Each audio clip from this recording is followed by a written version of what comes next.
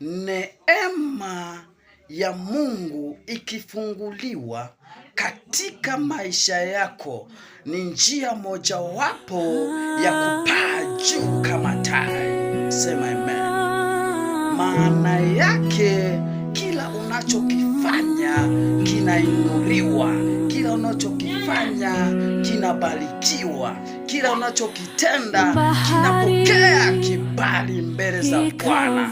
Kama ulikuwa ni mfanyabiashara, neema ikiingia katika maisha yako unapaa kama tai.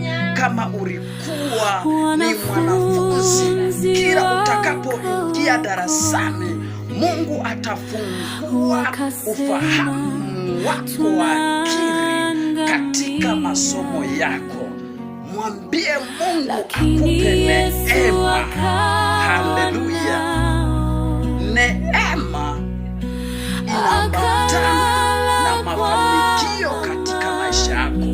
Neema inapoingia kwenye ndoa lazima muishi kwa amani, kwa sababu neema ya Mungu anakuwa ameachilia neema ndani yako, anakuwa ameachilia neema ya amani katika ndoa yako. Sema amen.